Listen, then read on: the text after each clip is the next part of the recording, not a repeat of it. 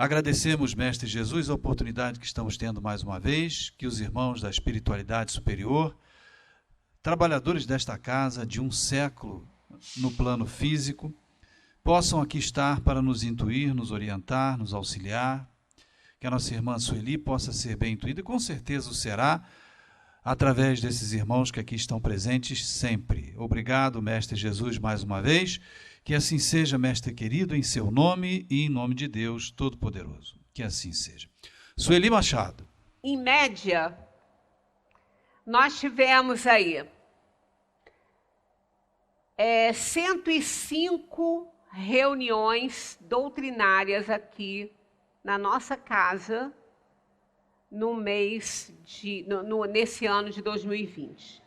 Digo em média porque o tempo que ficamos aí com a bandeira vermelha, na época não tinha roxa, então não podia abrir o templo, né? Então a gente ficou aí talvez menos umas 4 ou 5, mas logo retomamos, mesmo antes de abrir a casa, a gente gravava e ia para o YouTube.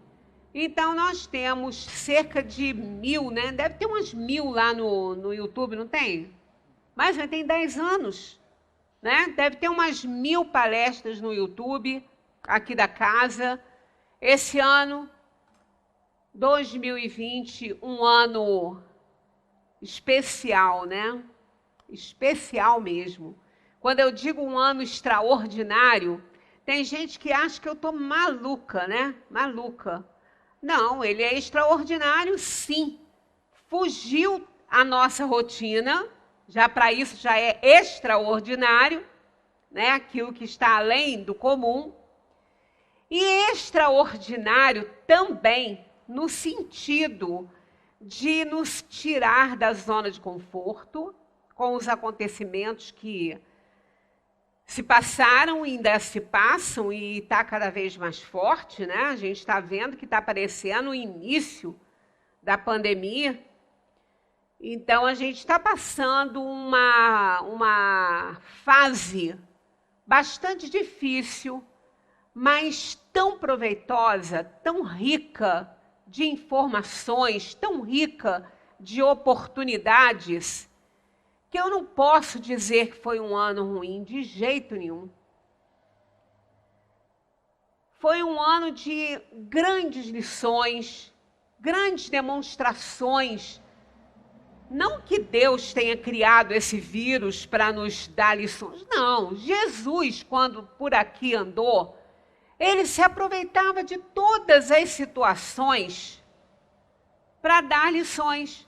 Uma pedrinha no chão, um pouquinho de areia aonde ele escrevia, tudo era razão, motivação para grandes lições.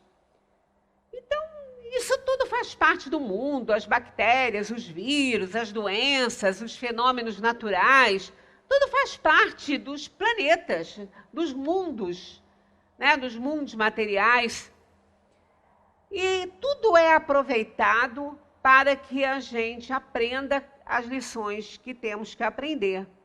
Então, esse ano foi tão rico, tem sido tão rico de lições, tão rico de oportunidades, que eu, como falei aqui na última vez que estivemos juntos aqui,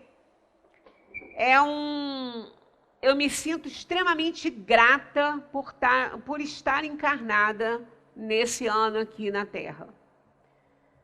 Porque somos espíritos inferiores, somos espíritos que ainda estamos caminhando cheios de imperfeições, cheios dos sentimentos que nos amarram nos planos materiais. E vimos tudo isso cair por terra. Um vírus fazer o mundo ficar de joelhos, orando, lembrando do endereço de Deus, né? Lembrando do nome de Jesus, dos santos, aqueles que, né, dos nossos irmãos católicos, novenas e preces e orações e correntes. Talvez como nunca foi lembrado, né? Porque, já passamos por vários momentos difíceis, mas a população da Terra aumentou muito. Então, o número realmente de pessoas, não é, que estão aí de mãos postas, de pensamento elevado em Deus, é grande. Talvez nunca tivemos um número tão grande. Talvez as paredes de hospitais nunca receberam tantas orações quanto agora, por causa do número elevado. Não que os problemas não acontecessem antes, mas foi uma coisa coletiva, foi uma coisa universal, né? Um problema universal. Ficou muito grande e impactou. Né? Nós perdemos por ano mais pessoas aqui no Brasil por doenças cardiovasculares, e quem quiser ver isso é só abrir no YouTube ou no Google o cardiômetro do hospital, né, do coração, e vai ver a quantidade de pessoas que esse ano morreram por problemas cardiovasculares, mais que de Covid. Mas só que, como esse vírus foi universal e foram milhões de pessoas assim juntos pegando essa doença, então houve um impacto muito grande, e tudo isso é oportunidade para que a gente receba as grandes lições que a gente tem que receber para a gente se tornar um espírito melhor. Então, olha, esse tempo todo, já imaginaram quanto conhecimento a gente adquiriu? Sem contar todos os anos, esse ano só. 105, uma média de 105 palestras aqui. E, segundo os espíritos, 10 minutos de evangelho, eu nem chego a tanto, eu diria só o tempo de ler o Sermão da Montanha. Eu nem digo 10 minutos, que a gente não leva 10 minutos lendo o Sermão da Montanha, das bem-aventuranças que Jesus fez. Só aquele sermão, se ele for entendido, compreendido, digerido, colocado na corrente do pensamento e praticado, era o suficiente para uma vida feliz e por um além-túmulo também feliz.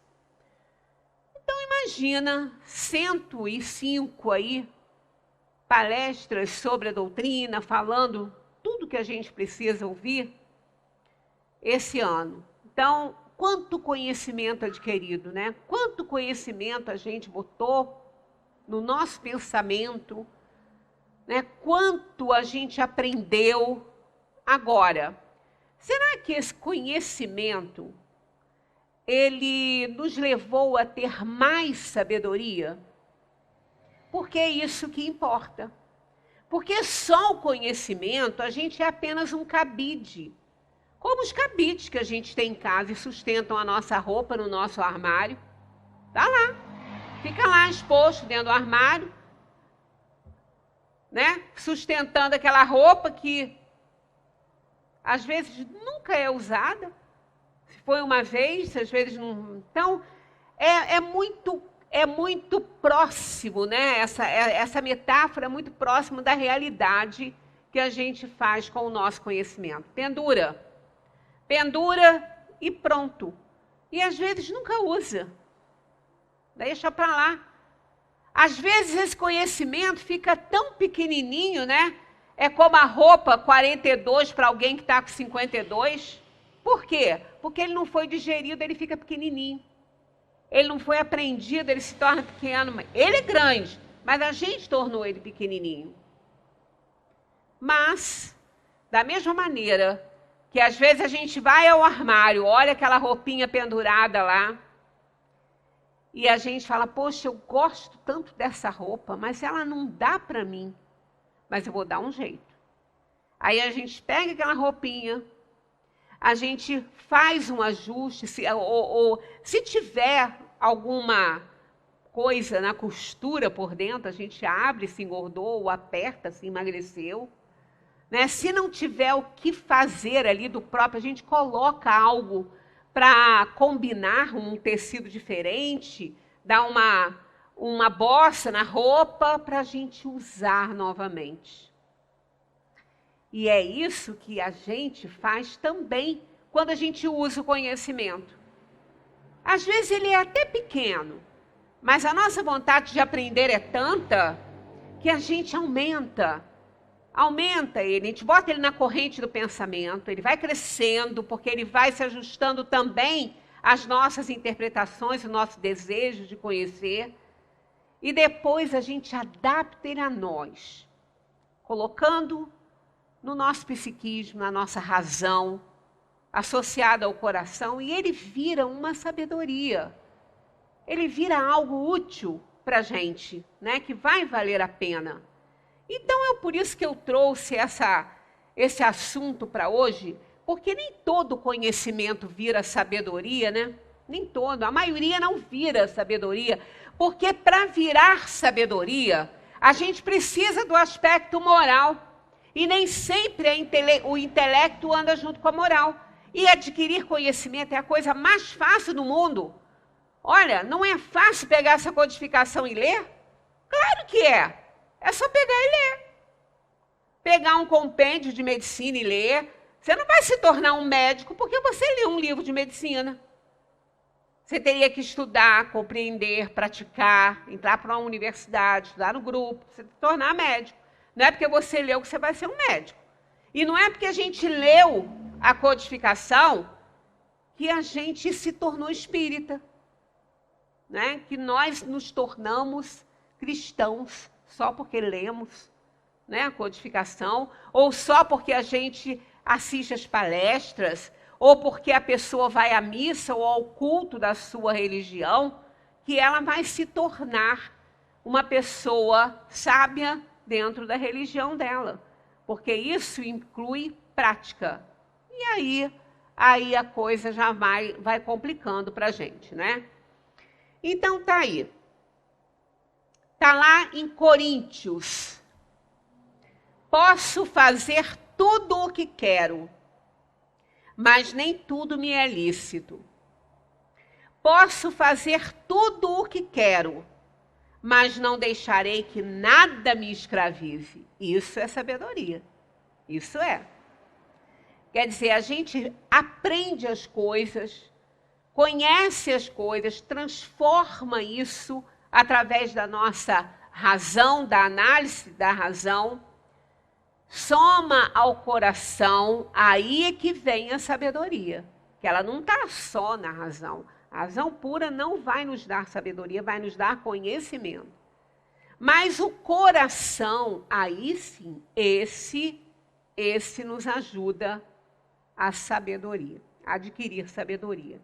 Porque nós compreendemos perfeitamente o que podemos ou não fazer com aquilo que a gente imagina poder fazer. Aí sim, a gente põe a análise da razão. Ah, não, mas isso, claro que eu posso. Isso aqui está no meu direito. Aí vem o coração, né? O sentimento, o coração. E o coração diz para a razão assim: você não deve fazer isso. Aí a gente vai para a consciência, que é o que arremata todo esse contexto, onde está escrita a lei de Deus, e a consciência vai nos determinar o caminho. Ela vai nos nortear. Embora seja nosso direito, mas eu não devo fazer. Eu não devo fazer porque eu vou ferir direitos de outros, eu vou magoar pessoas, e não vale a pena, mesmo eu tendo esse direito.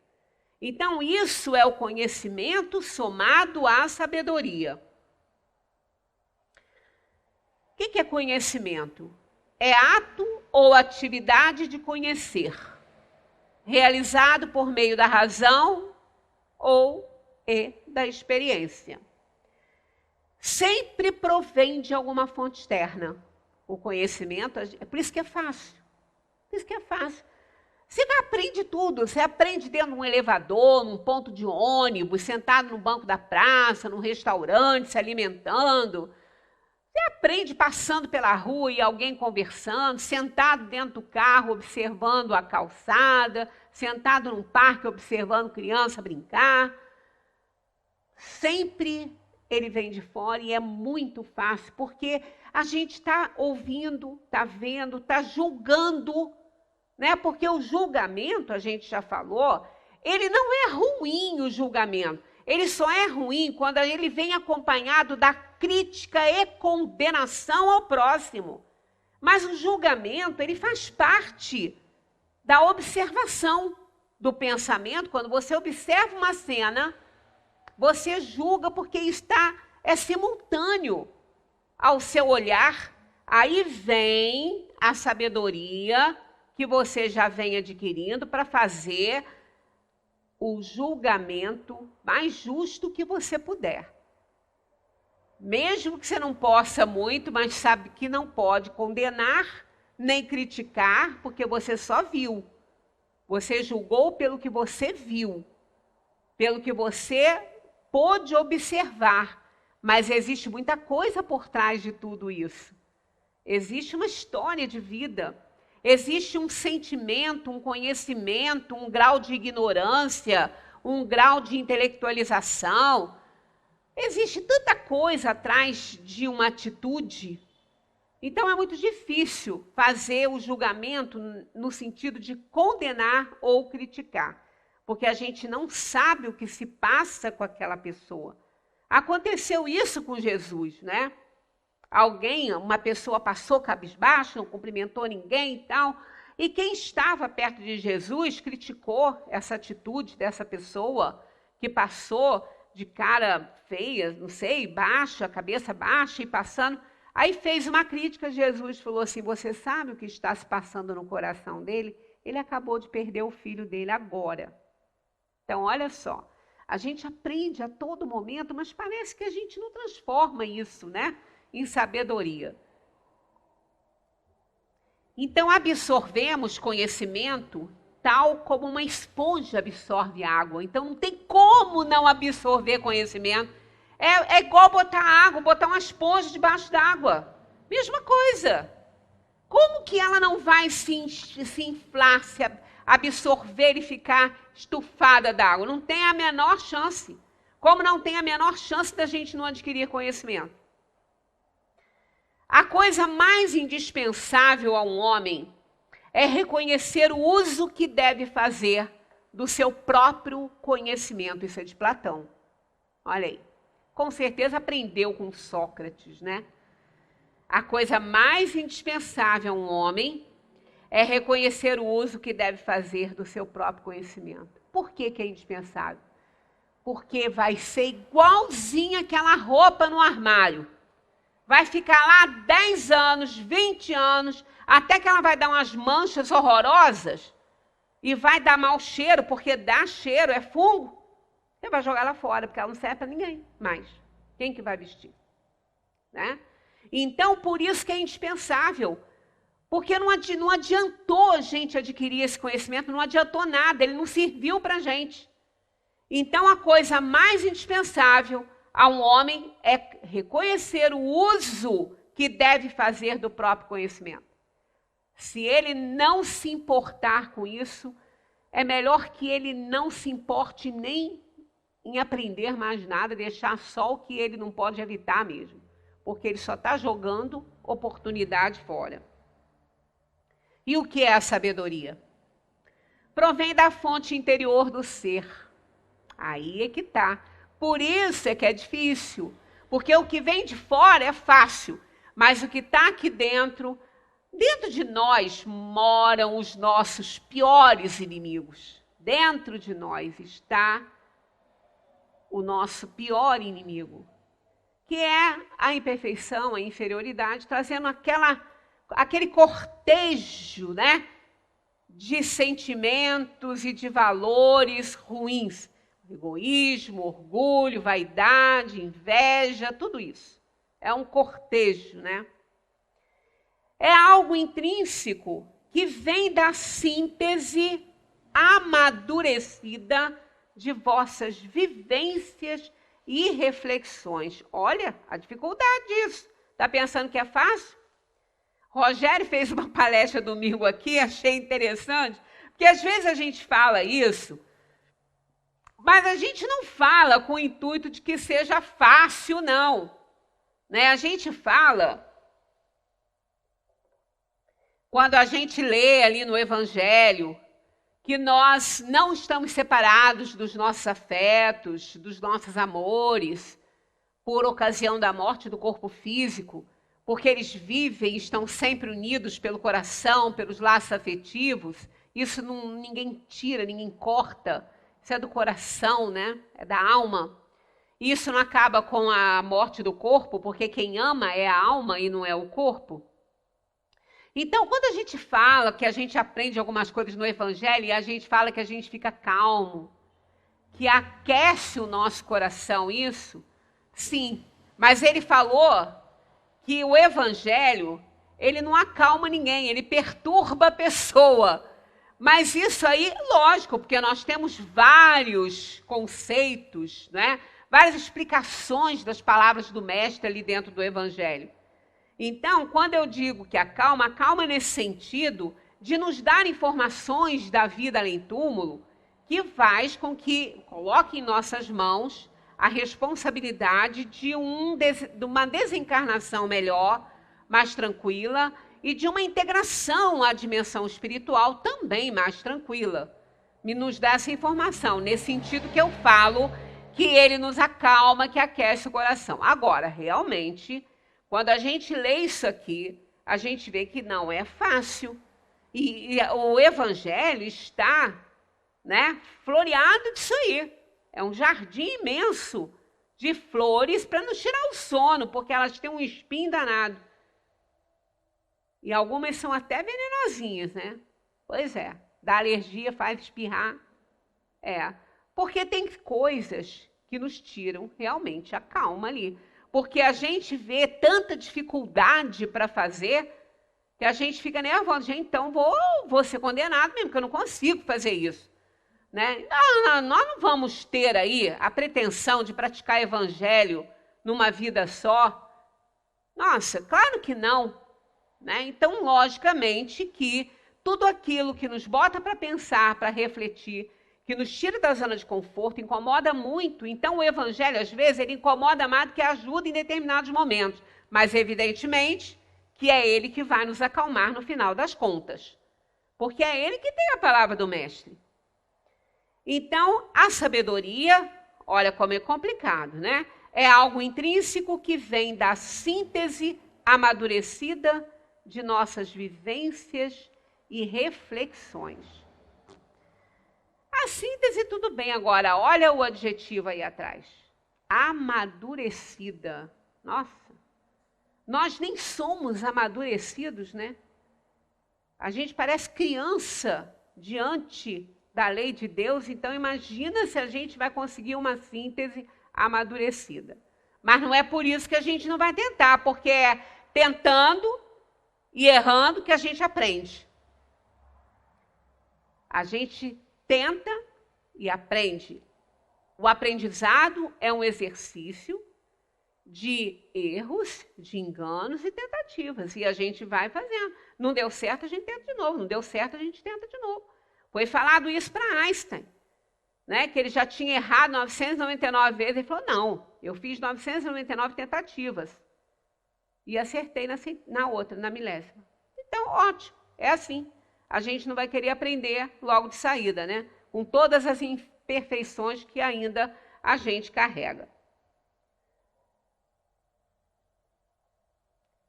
Para ganhar conhecimento, adicione coisas todos os dias. Quanto mais coisas você adicionasse, mais coisas você aprende, mais conhece. Mas para ganhar sabedoria, elimine coisas todos os dias. Por quê? Foi feita a síntese amadurecida. O que é sintetizar? É resumir. Então, o que a gente faz? A gente conhece, adquire muito conhecimento. Aí vai tudo para a análise da razão. Tudo. Tem que ir tudo para a análise da razão. Senão, a gente vai ser como o último slide dessa palestra aqui, seguir o rebanho. Né? Então, coloquemos os nossos conhecimentos à análise da razão. Aí vai acontecer o quê? Muitos ali vão ser eliminados. muitos a gente vai largar para lá, que não vale a pena. Aí já é uma síntese. E aqueles que ficaram vão ser amadurecidos através do coração, né? Através dos sentimentos. Então, essa afirmativa de Lao Tse tem tudo a ver com o que está aqui no conceito de sabedoria. É algo intrínseco que vem da síntese amadurecida de nossas vivências e reflexões. Então, após refletir, a gente começa a filtrar, a resumir as situações e ficar com muito pouco. Isso é a sabedoria. Então, para ganhar a sabedoria, elimine coisas todos os dias, aí a gente vai limpando, né, a nossa mente. Aí temos aqui algumas afirmativas importantes. Inteligente é quem outros conhecem. Às vezes a gente fala, nossa, fulano é tão inteligente, né? Pois é. Sapiente é quem se conhece a si mesmo. Conhecer o outro é fácil, né? A gente faz o julgamento pela aparência, né? Ih, fulano é assim. A gente adora definir as pessoas pelo que eles estão fazendo. E isso é um erro enorme. Tanto que vocês podem fazer essa experiência. Na reflexão de vocês, procurem alguma coisa que vocês tenham feito que tenham incomodado muito, que vocês tenham visto que aquilo foi errado. Vai achar. A gente não é perfeito, então alguma coisa vai ter para você encontrar. Naquele momento que você encontrar esse fato, esse acontecimento, faz uma reflexãozinha e coloque-se nele novamente. Coloque-se nele novamente fazendo a mesma coisa. Aí, naquele momento, faz um exercíciozinho de imaginação. Naquele momento ali, tem uma plateia vendo você fazendo aquilo que hoje você está reprovando, né? Mas você fez. Aí você fica imaginando assim, meu Deus, se todas aquelas pessoas que ali estavam, que me viram tomar essa atitude, me definissem por aquilo ali, eu estaria perdido, não é? Então, definir as pessoas por alguma atitude que elas tenham feito não é legal. Porque nós não somos essas coisas, nós fazemos o que é errado, dali a pouco a gente entende e não faz mais. É assim que a gente vai aprendendo. Então, inteligente é quem outros conhecem, quem conhece muita gente, é inteligente porque os outros gostam de conversar com a gente e tal. Agora, sapiente é quem conhece a si mesmo, quem se controla, quem controla as emoções, né? Quem fez aquela síntese amadurecida do conhecimento que adquiriu. Forte é quem outros vence. Nossa, mas fulano sabe, hein? Fulano é forte, olha só, venceu de novo. Pois é, mas poderoso mesmo é quem se domina. É quem se domina a si mesmo. Esse é poderoso. Porque, olha, os nossos grandes inimigos, como eu disse, estão dentro de nós. E vencer essas imperfeições, vencer essas coisas é muito difícil. É difícil mudar hábito, que dirá vencer esses inimigos, vencer o egoísmo, vencer a vaidade, vencer o orgulho. Isso é muito difícil. É uma competição muito séria, é difícil. Mas a gente, aos poucos, vai conseguindo. Se não conseguir vencer, a guerra vence pelo menos algumas batalhas. Depois, mais para frente, a gente vai se fortalecendo e vai aprendendo a se dominar. Porque gravitar para a unidade divina, esse é o objetivo da humanidade. Mas para atingir isso aí, 3 coisas são necessárias: a justiça, o amor e a ciência. Olha, não é fácil não é pouca coisa não, né? Para gravitar para a unidade divina, para chegarmos mais próximo de Deus, do Criador, são necessárias essas 3 coisas. Ser justo, amar e se conhecer. Ter o conhecimento de todas as coisas. Ser justo já é complicado, porque a justiça envolve a gente não ter orgulho, nem egoísmo, nem vaidade. A justiça envolve isso. A justiça, a gente envolve a situação de que nem tudo que eu posso, eu devo. Mas a gente quase sempre reivindica essa situação, né? E o amor? O amor não é esse que a gente sente apenas nesse nível. É amor, mas é um amor ainda condicionado às situações. Esse amor aqui é aquele que cobre a multidão de pecados. Será que a gente sente esse? Como eu já falei, que eu levei tanto tempo para compreender isso, que foi dito por Simão Pedro, né, na época, no momento que Jesus foi crucificado, é esse amor. Que não importa o que você faça, quem você seja, eu amo você. Assim como Deus nos ama, sabendo que a gente é terrível ainda. Que a gente é o tempo todo destruidor, né? Que a gente derroga as leis dele o tempo todo nas nossas atitudes. E assim mesmo ele nos ama, nos acoberta, nos carrega no colo, nos dá oportunidades, não esgota o seu amor por nós, porque é esse amor. Não importa quem somos ainda, porque ele sabe que a lei dele não pode ser derrogada no universo e que tudo caminha para a perfeição, e nós também. É uma questão de momento. Nós estamos assim, não somos assim. Por isso que não podemos ser definidos pelo que a gente faz, como um rótulo na testa. Porque nós não somos isso, nós estamos assim. Aí esse amor, a gente ainda não consegue ter, mas a gente vai chegar lá. E o conhecimento, a ciência de tudo. Ciência aqui é no sentido desse conhecimento, da ciência de todas as coisas. Então a gente está tentando, nós estamos caminhando. O bom é que vamos chegar. Isso é uma lei de Deus. A justiça é a sabedoria, a ciência é o conhecimento e o amor é o que equilibra o conhecimento e a sabedoria. Porque se eu só tenho conhecimento, eu não adquiri ainda a sabedoria, eu só vou conseguir isso através do amor. Quando eu amo, eu consigo analisar vendo o coração, vendo o sentimento, colocando isso nesse equilíbrio. Por isso é que a gente precisa dessas 3 coisas, né? O amor é o que comanda esse equilíbrio entre o conhecimento e a sabedoria. É ele que nos diz que nem tudo que eu posso, eu devo fazer, né? É ele que nos diz isso. É fundamental o amor para nos mostrar quando o conhecimento deve ceder lugar à sabedoria.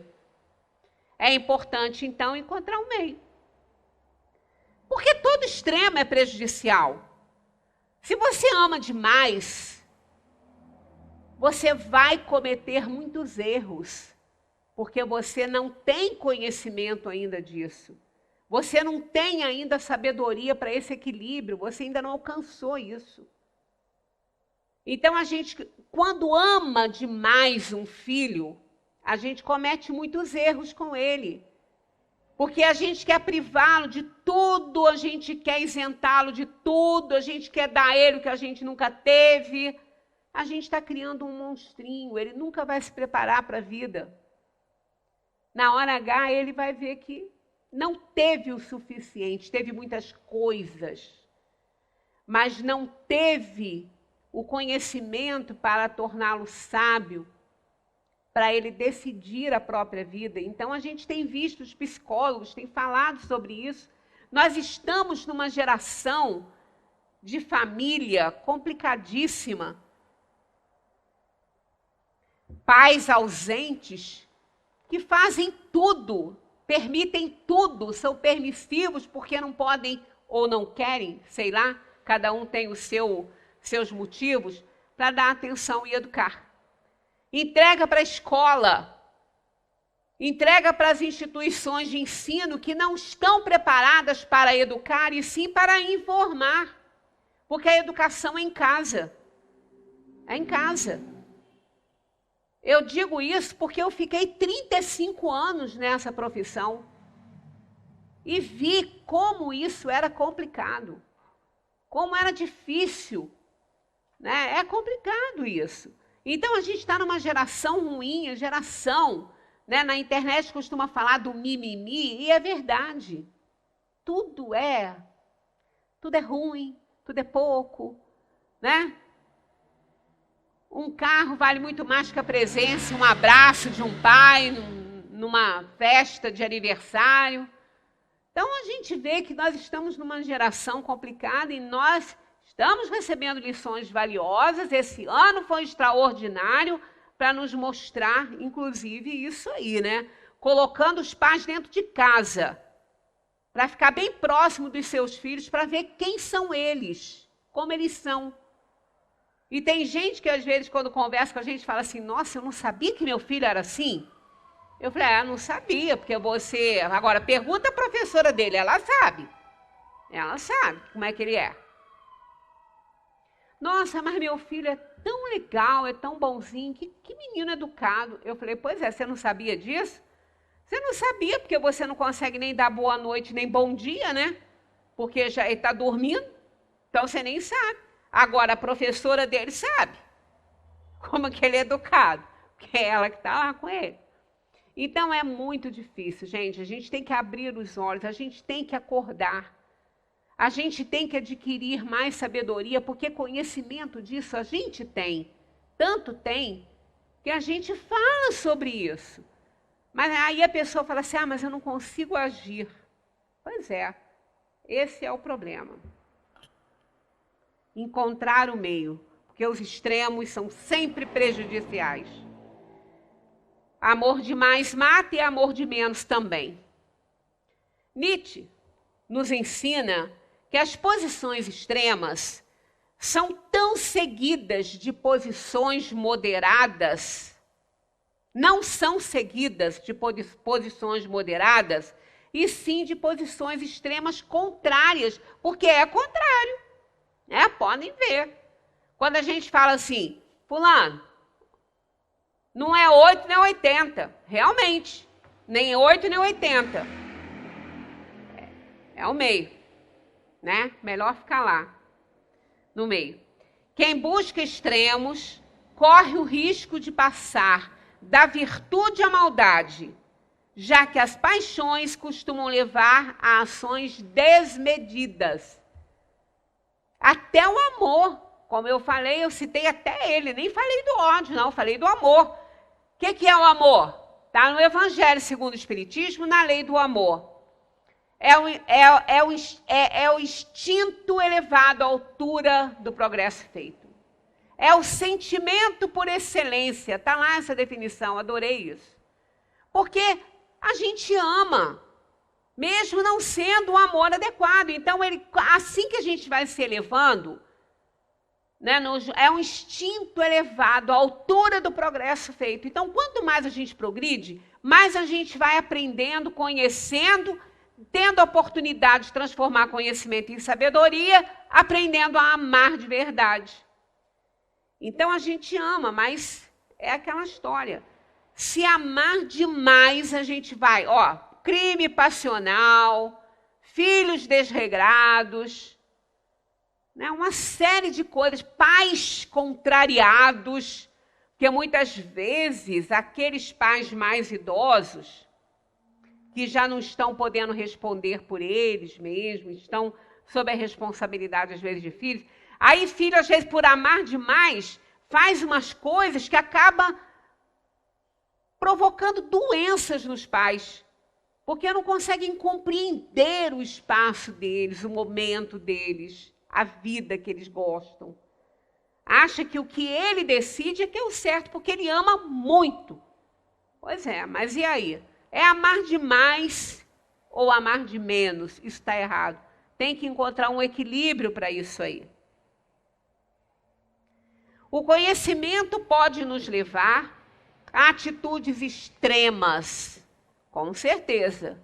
Quanto mais a gente conhece, mais possibilidades de tomar atitudes extremas a gente tem. Mas a sabedoria equilibrada pelo amor nos mostra o caminho do meio. Então, por isso que o amor, ele é o fiel da balança entre o conhecimento e a sabedoria. Ele é o fiel. Por isso que precisa dele. Essa parte do sentimento, ela tem que ser desenvolvida, senão a gente não consegue acertar.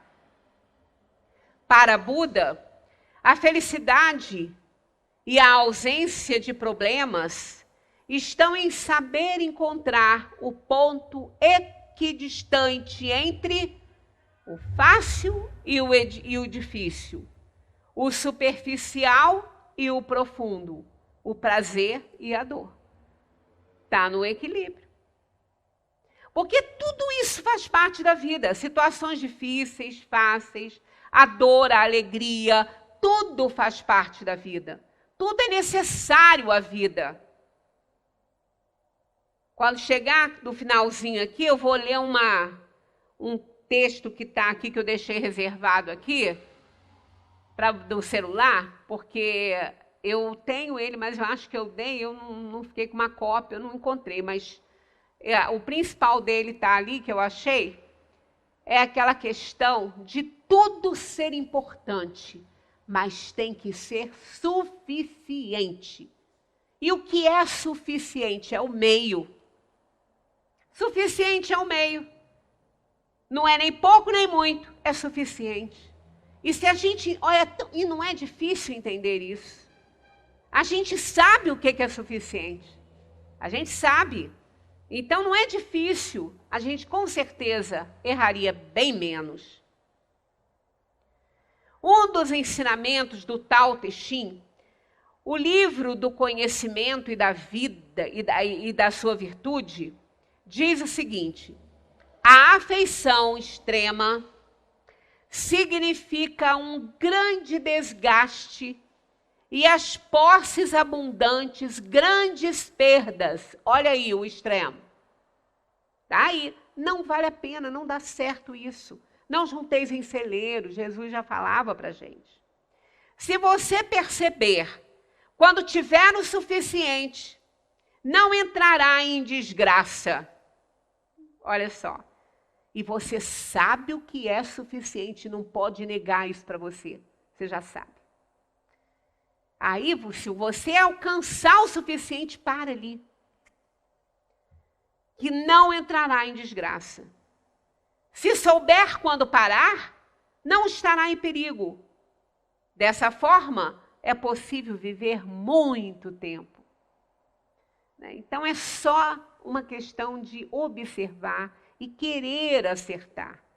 Mas aí, nessa situação, a gente começa a domar aquelas imperfeições, a gente começa a ganhar do inimigo, a vencer batalhas dentro de nós, porque isso vai nos fazer ser menos egoístas, menos orgulhosos, menos vaidosos, e a gente vai domando os grandes inimigos da nossa vida, que são as paixões inferiores que estão em nós, não é em ninguém.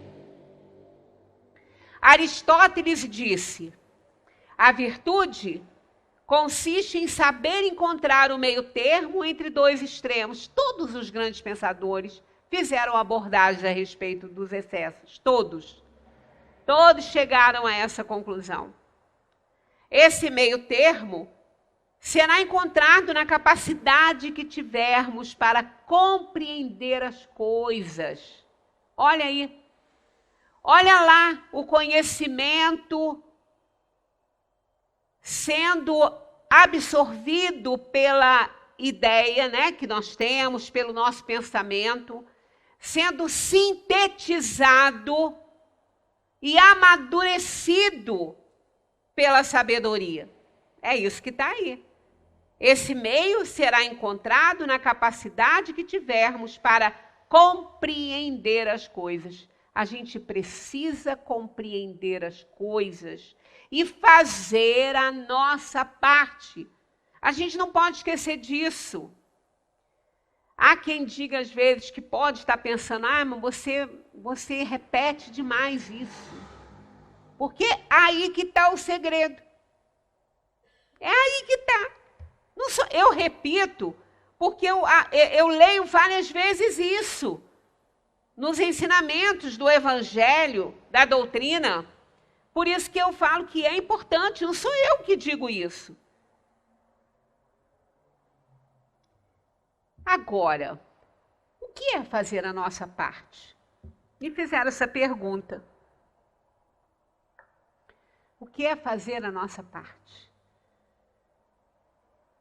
Eu pedi ajuda a Deus na hora, porque eu também não estava com essa resposta ali, eu não ia estar com a pessoa tão cedo aqui, né, não sabendo alguma coisa. Eu vou ser sincera, eu vou dizer, gente, se eu não tenho uma resposta formada, mas vou estudar, vou analisar, vou trazer. Mas essa pessoa nem tá sempre comigo. O que é fazer a minha parte? E eu recebi ajuda, eu acho que sim, porque imediatamente eu pensei em algo que eu também não tinha assim, analisado para essa questão. Sim para outras, mas não para essa. Fazer a nossa parte é analisar os fatos, colocá-lo à luz da razão e do coração e fechar com a consciência. É o que eu desejo fazer depois disso tudo. É o que eu preciso fazer depois disso tudo. Porque o que eu desejo pode ser muito ruim para outras pessoas. Ou até mesmo para mim. Aí eu nem vou estar fazendo a minha parte. Né? Imaginemos agora nessa situação que a gente está passando. Nas festas de confraternização, os médicos estão apavorados. Os hospitais estão entrando em pânico. Por quê? Se agora já tem superlotação, imagina depois das aglomerações todas. Cada um que está lá está fazendo a parte dele? Não está. Por que não está? Sabe que não pode.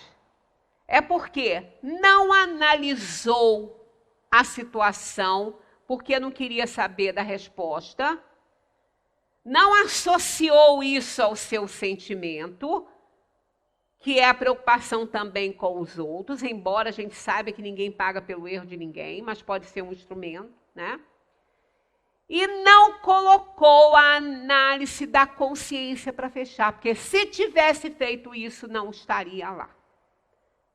Então, fazer a nossa parte é exatamente analisar a questão, colocá-la também na análise do sentimento, entregar para a consciência e deixar a consciência que está, aonde está escrita a lei de Deus, e não adianta a gente falar que não lê, porque está em si.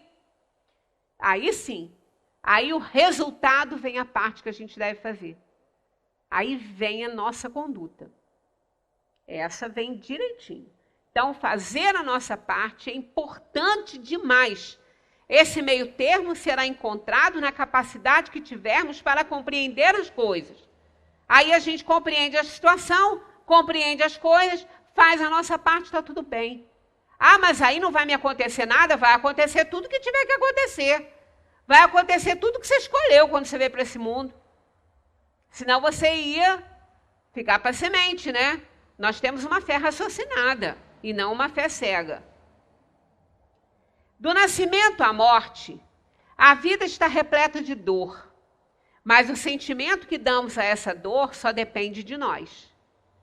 Claro que sim. Na última vez que estivemos juntos, falamos do sal no copo e na água do rio.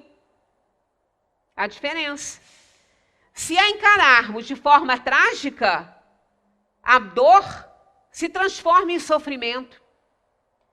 Mas se a encararmos com sabedoria, os momentos mais duros da vida são portas abertas em direção a algo que precisamos conhecer. Tá bom para vocês o ano de 2020 ou vocês querem mais alguns? Porque pode vir. Já tem um outro aí mais sério. O corona já está ficando fraco. Tem um mais forte. Né? Então, gente, a gente só precisa aprender. Aprender as lições. E a gente está sendo reprovado quase que o tempo inteiro. Por isso que eu digo, que ano extraordinário, que nos faz encarar com sabedoria os momentos mais duros da vida, porque está abrindo portas em direção a algo que nós precisamos conhecer. Esse ano abriu portas gigantescas para nós. Mas há um problema, né? Quem não aprende pelo amor, aprende pela dor. É por isso que a gente está nessa. Quantas chances nós tivemos para aprender através do amor? Não aprendemos. Aí vem a dor. Atitudes que não demonstram sabedoria. Tomar decisões precipitadas, confiando no próprio conhecimento. Não dividir seu conhecimento com os outros. Remoer o passado. Tudo isso é atitude que não mostra sabedoria. Porque se você puser análise da razão e do coração, você vai ver que isso não vale a pena. Não adianta, o que passou, passou, está lá atrás. Vamos continuar agora, vamos fazer agora. Vamos pedir a Deus todas as oportunidades que a gente pode receber para a gente consertar nosso passado. Porque está lá, o que está feito, né? Discutir quando os nervos estão à flor da pele só vai fazer bobagem, só vai falar o que não quer. Impor suas convicções a pessoas que não pensam como você, isso é desrespeito. Isso não está dentro da questão de amar o próximo, né? Usar seus conhecimentos para impor sua vontade a qualquer preço, isso é orgulho. Isso é egoísmo, é orgulho, isso não vale a pena. Isso nos inferioriza. Querer levar vantagem em tudo, quando alguém leva vantagem, o outro leva desvantagem, a gente está prejudicando o outro. Desde quando há sabedoria nisso?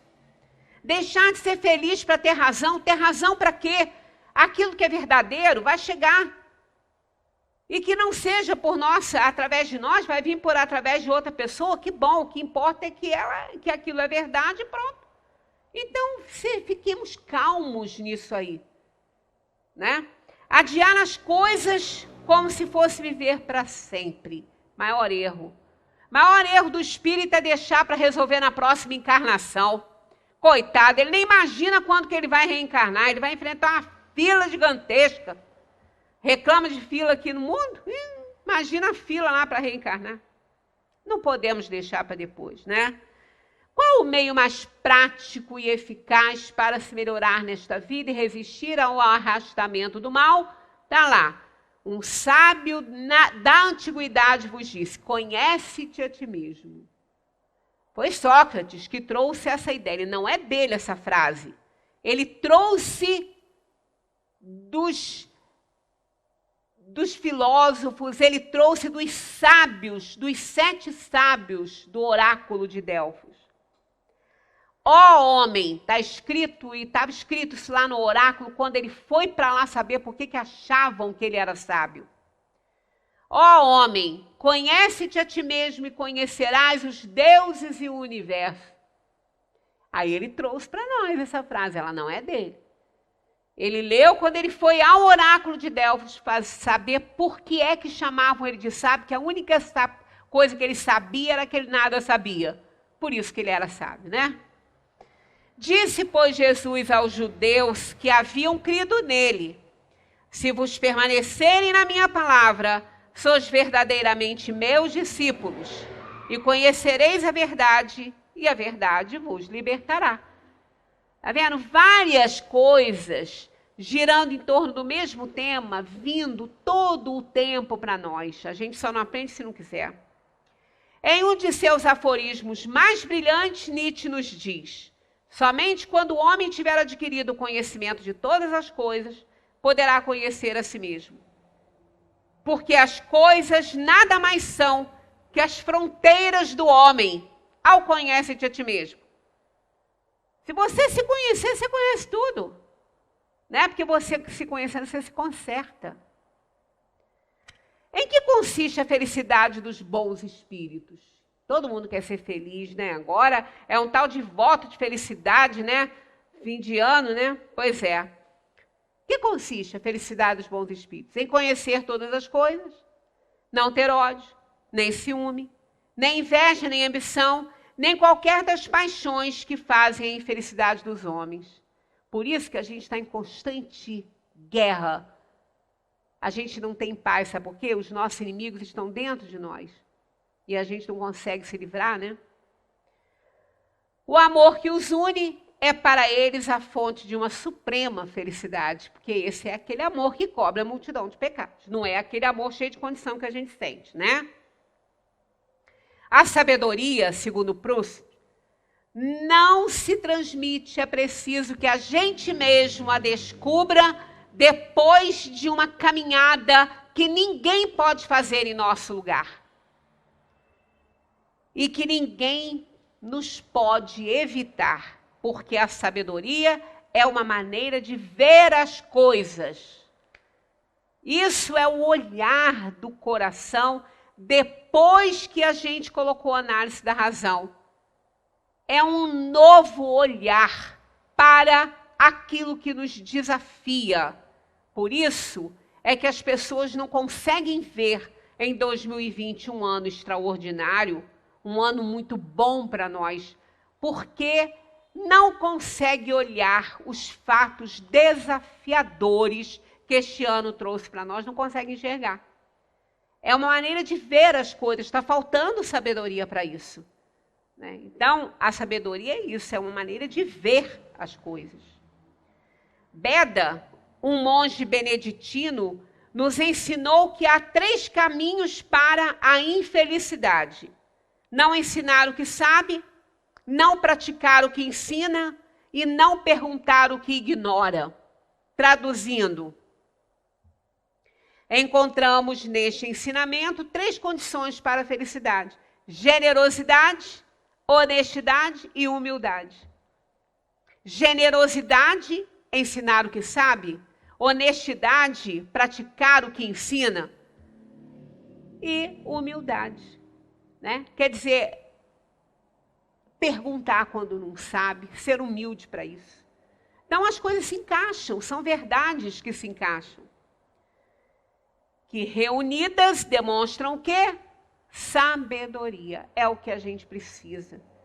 Vivemos esse 2020 com 105 palestras nos ensinando essas coisas. A gente precisa praticar um pouquinho. Que seja, um pouquinho que seja, para a gente não ficar enraizado. Diz Mário Sérgio Cortella, é fundamental ser ético para decidir as 3 grandes questões da vida. Quero, devo e posso. A gente começou a palestra com isso, né? Tem coisa que quero, mas não posso. Tem coisas que quero, mas não devo. Tem coisas que devo, mas não posso. E tem coisa que posso, mas não quero. Né? Lá no início a gente teve lá, tudo posso, mas nem tudo me convém. A sabedoria é alcançada, então, a sabedoria é uma paz, né? Alcançada quando, diz professor Mário Cortella, quando o que queremos é o que podemos e o que devemos. Aí é aquele respeito ao direito de cada um, né? Só isso é o bastante. A humildade é condição fundamental para o conhecimento de si mesmo. O homem que considera sua razão infalível está bem próximo do erro.